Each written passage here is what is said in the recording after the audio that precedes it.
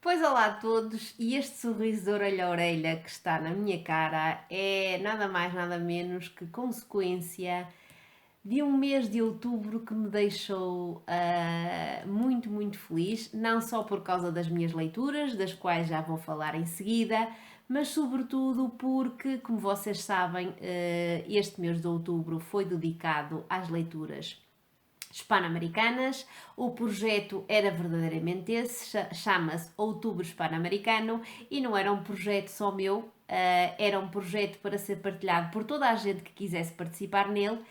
E aquilo que eu fui vendo, apesar de vocês saberem que eu não sou a maior seguidora de redes sociais e a seguidora mais assídua de redes sociais, mas aquilo que eu fui vendo e aquilo que foi chegando a mim foram bastantes participações, participações essas que me deixaram, como vocês estão a ver, extremamente feliz.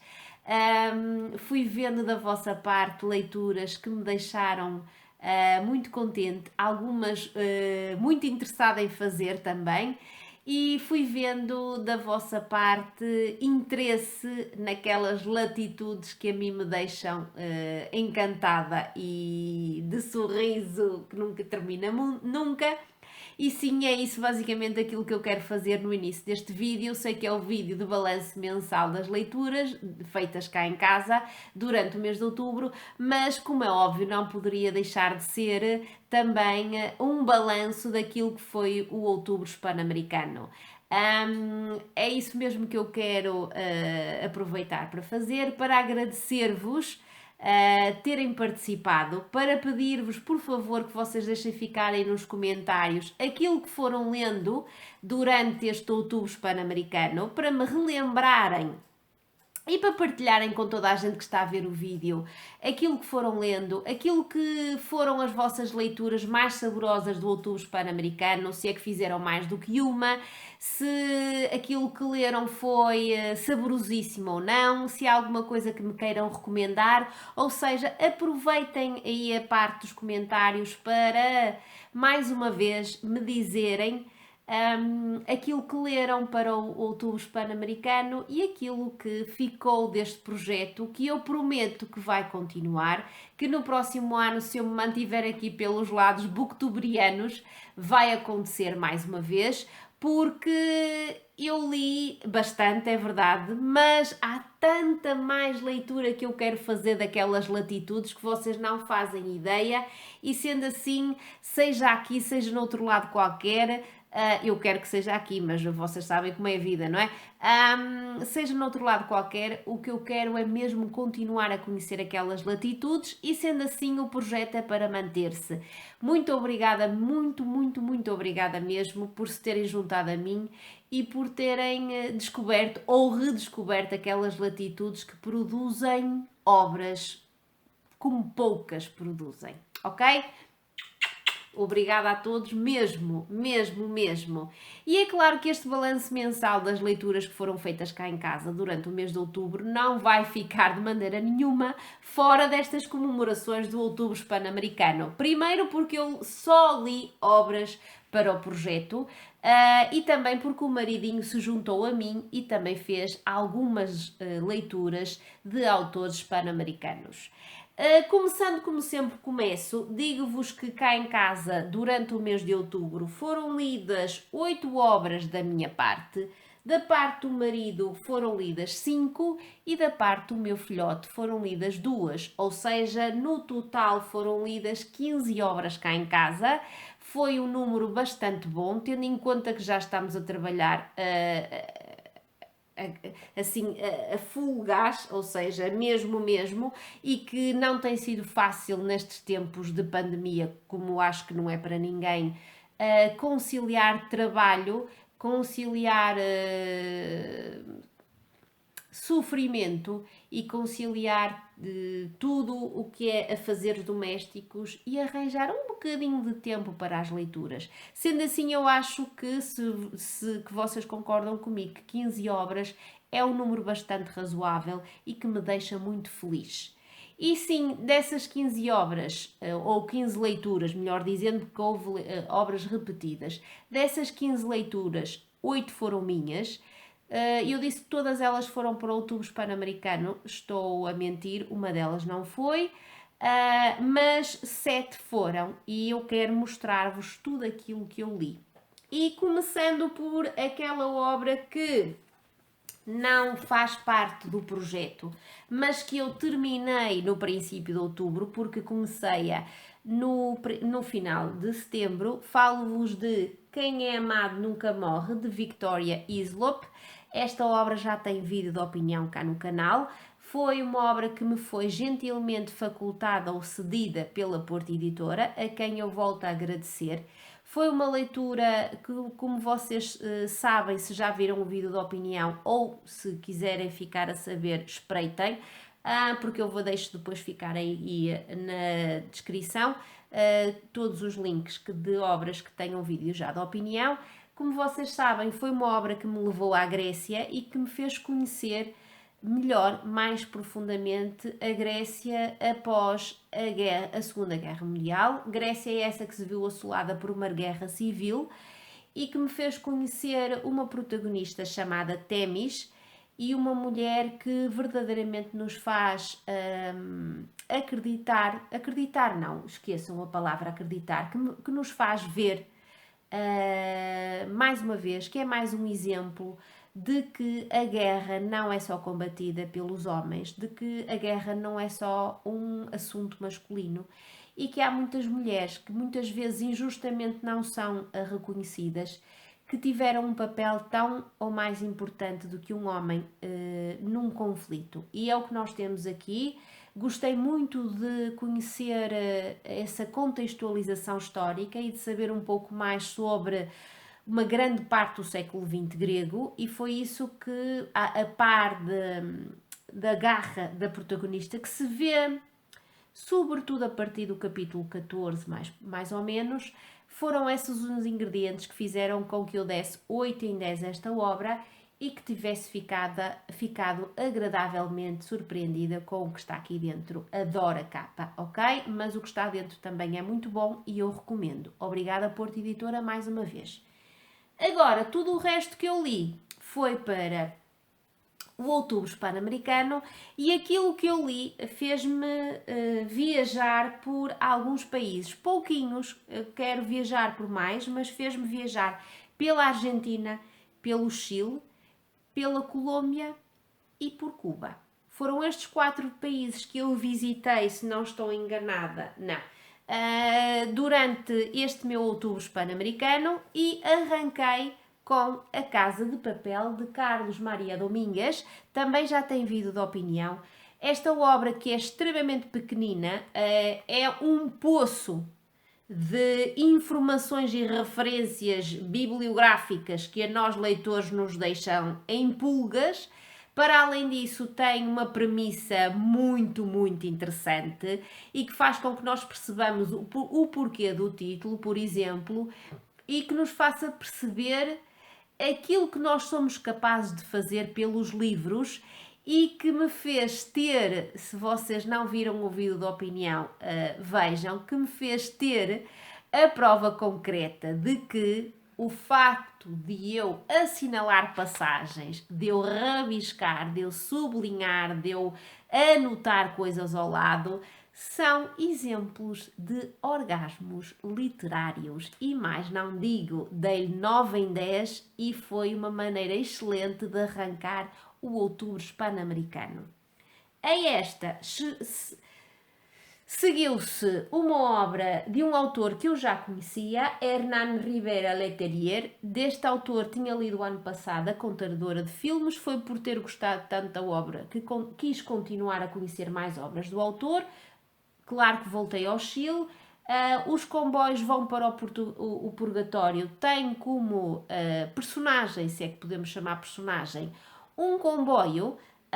Comboio este que já não existe, mas que percorria muitos e muitos e muitos quilómetros do Chile, sobretudo um dos seus desertos mais conhecidos, que é o deserto de Atacama, e claro que se nós percorremos esses imensos quilómetros durante 4 dias é óbvio que vamos conhecer com algum pormenor os passageiros que viajam nas suas 7 carruagens. E é isso que nós vamos conhecer.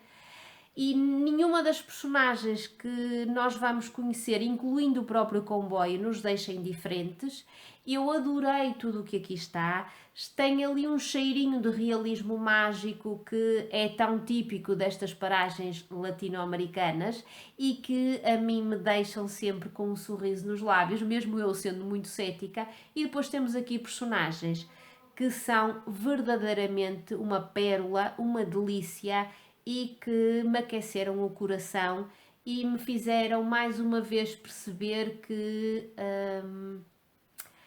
tudo aquilo que eu aprecio na América Latina tem um seu lado menos bom, tem um lado de gente mais desfavorecida, de desigualdades muito vincadas, mas também tem gente que, apesar de tudo isso, sobrevive e, apesar de tudo isso, procura o seu sonho e, apesar de tudo isso, tem ali uma alma gentil e uma alma alegre e uma alma encantadora que não consegue fazer com que nós, leitores, não nos rendamos a eles, ok? 9 em 10 também tem vídeo de opinião e aconselho vivamente. Depois da Argentina e do Chile, subi um bocadinho para a Colômbia e voltei a Gabriel García Márquez com estas memórias das minhas putas tristes. É uma obra pequenina, é uma obra que tem como protagonista já um senhor quase centenário e que toda a sua vida mendigou amor e que está no seu 90º aniversário, decide que quer ter como prenda uma noite fogosa com uma virgem. E isto não me incomodou, ou seja, a premissa não me incomodou, mas, e agora a culpa é mesmo muito minha, o que se passou a seguir, apesar de não ter nada de polémico à primeira vista, incomodou-me, porque eu nunca consegui deixar de associar que esta história punha lado a lado um homem de 90 anos, com muita experiência, e uma criança de 14 ou 15 anos. E isto fez com que a leitura, que até tinha muitos ingredientes para ser muito saborosa, ficasse manchada. E eu sei que a culpa é minha, mas eu nunca vou conseguir ler Lolita, por muito que toda a gente diga que é uma obra-prima, e não estou de maneira nenhuma a comparar esta obra à Lolita, mas acho que Gabriel García Márquez tem outras obras bem melhores do que esta, e para além disso, esse lado que me incomodou fez com que eu não conseguisse usufruir completamente disto. Mesmo assim dou-lhe 7 em 10, porque tem aqui muita coisa que mexeu comigo. É impossível ficar indiferente a um homem que durante 90 anos nunca soube o que era ser amado, mas o resto não conseguiu cativar-me, por isso mesmo eu dou-lhe 7 em 10, ok? Espero continuar a conhecer Gabriel García Márquez e, quiçá, no próximo ano, voltar aos 100 anos de solidão, que sim que eu li há muitos, muitos anos e que sei que não tinha a maturidade literária para apreciá-la, para apreciar essa obra como ela merece ser apreciada. Quiçá no próximo ano eu não me aventure nos 100 anos de solidão. Depois de ter ido à Colômbia, voltei a descer e fui novamente à Argentina para conhecer este túnel de Ernesto Sábato. Esta obra também tem vídeo de opinião e foi a obra mais surpreendente de todas elas, porque esta é uma obra que, enquanto as outras podem mexer com todos os meus sentimentos bons e maus, esta obra só conseguiu mexer com o meu lado pior, aquele lado que só me apetecia esbofetear e bater e fazer outras coisas piores, se vocês quiserem, no protagonista desta obra que logo no início nos diz que que vai contar pormenorizadamente tudo aquilo que o levou a cometer um crime. E não vou falar mais, nem vou dizer qual é que foi o crime, mas este homem é do mais desprezível possível. Ele próprio sabe que assim é, mas não consegue ser de outra forma. E eu nunca consegui sentir compaixão dele, mas ao mesmo tempo, e foi isso que me fez dar a esta obra a nota máxima, eu tive que render a de verdadeira e fazer uma vénia profunda e agradecida ao autor, cuja única obra é esta e que é uma obra-prima, porque quem consegue escrever uma obra destas com um protagonista tão desprezível, tão horrível, tão asqueroso e que leva a que o leitor, neste caso eu, tenha sentido que tudo aquilo que eu senti, mesmo sabendo logo desde as primeiras palavras o que era o assunto principal da obra, mesmo assim ter-me sentido continuamente agarrada a isto e a querer saber à viva força o porquê daquele crime, levou a que eu entrasse neste túnel escuro deste homem, que era a sua alma, o seu ser, a sua essência, o que vocês quiserem, as suas atitudes, os seus comportamentos. Tudo isso é suficiente para eu querer dar a nota máxima a isto e ter adorado aquilo que li, apesar de ser um amor que está ao lado de um ódio profundo e de uma repulsa e de uma revolta e de ter sentido uma das minhas maiores frustrações enquanto leitora perante o final. Mas tudo isto que eu vos estou a dizer, eu digo no vídeo de opinião, de uma forma mais esclarecida, e isto é um verdadeiro 10 em 10, ok? Outro 10 em 10, e que foi a melhor leitura que eu fiz deste outubro hispano-americano, foi esta obra de não-ficção, que eu até entrar nela não fazia a mínima ideia que isto era uma não-ficção, não fazia a mínima ideia do que é que estava aqui dentro, e esse ir completamente às escuras foi uma das maiores mais-valias que vocês possam pensar. Para além disso, o que está aqui dentro é de uma beleza sem igual.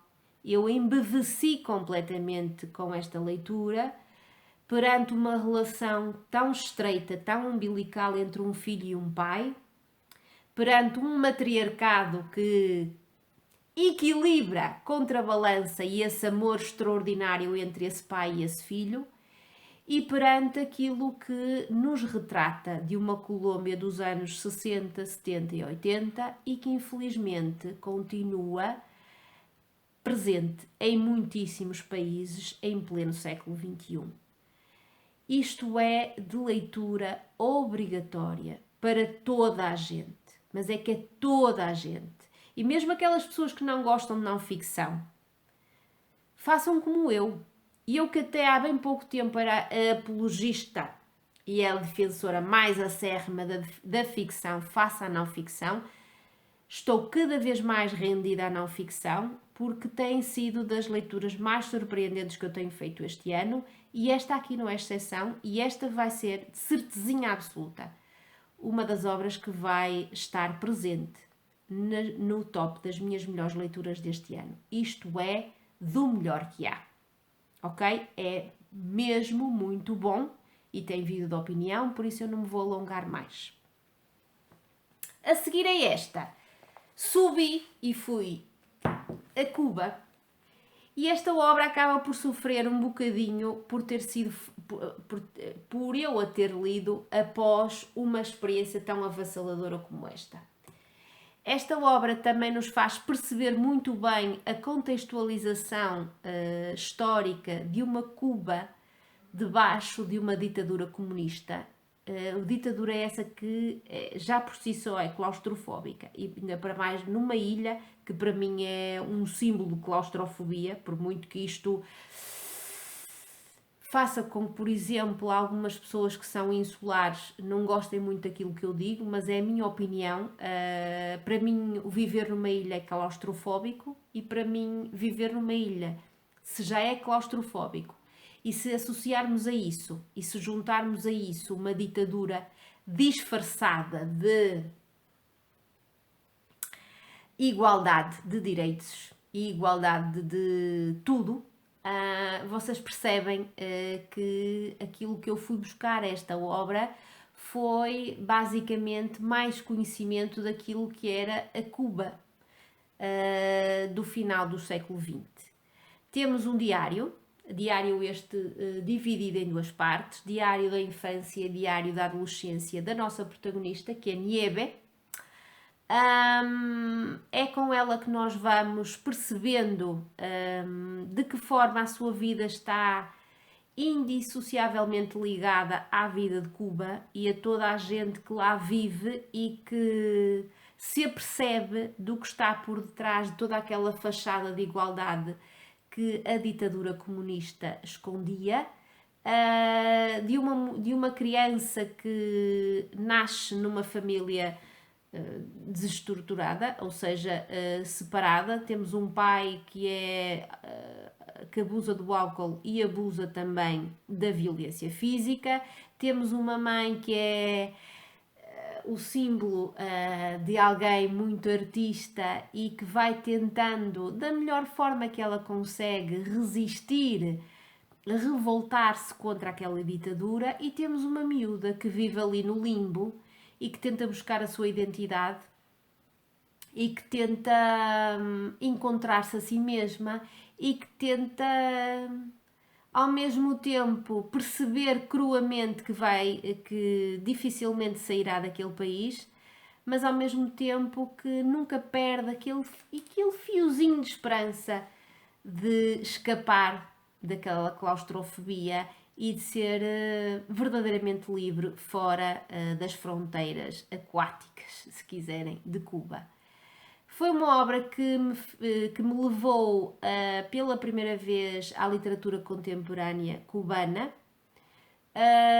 Gostei, mas não consegui criar ligações emocionais com a miúda, com a Nieve, por muito que isso me custe admitir. E é só por isso, porque o outro lado estava lá, o lado da contextualização histórica está lá, e apesar de não nos ser dito muito assim linearmente tudo o que estava a acontecer, nós percebemos que perfeitamente.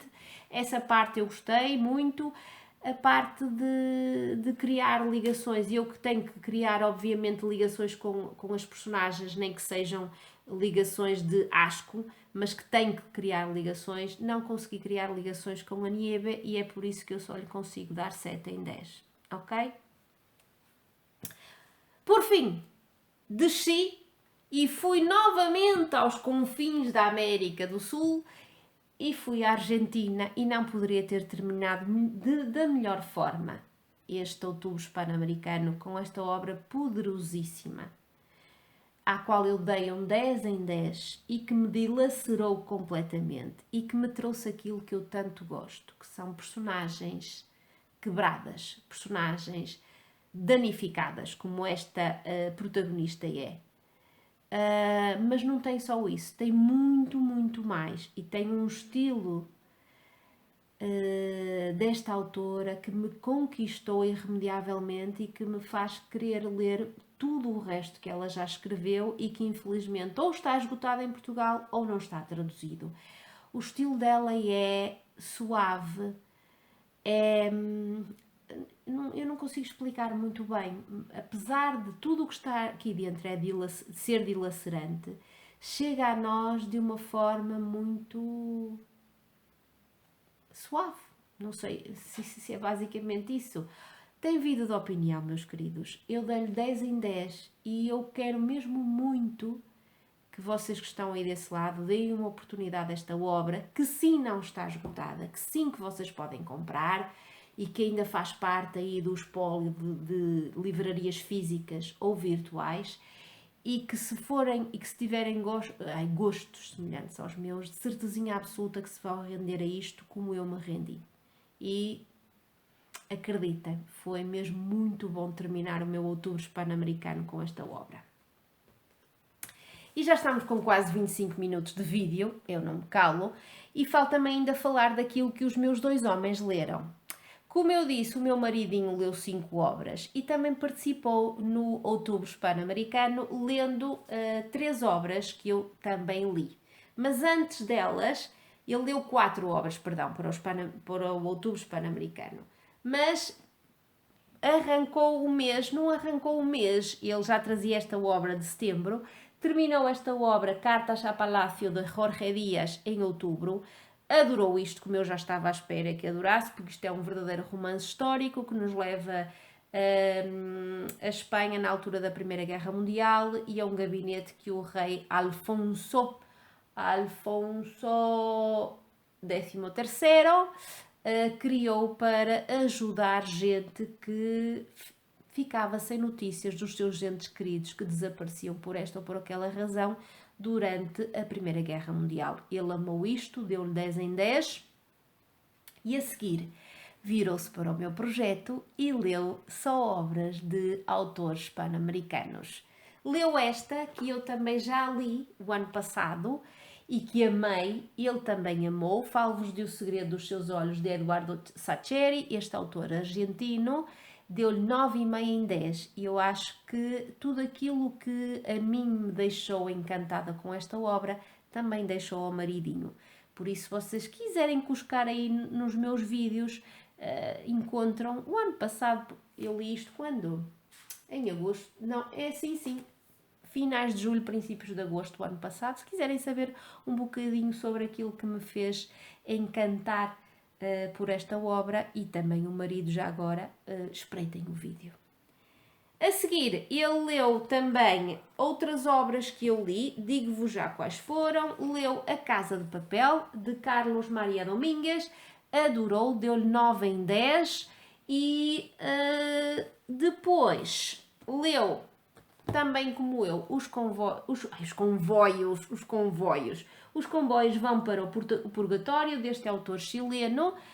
Não gostou tanto como eu, deu-lhe 8,5 em 10. Eu acho que a parte do realismo mágico, aquilo que sai um bocadinho do que é real e palpável, foi a parte que menos lhe agradou e por isso só lhe deu 8,5 em 10.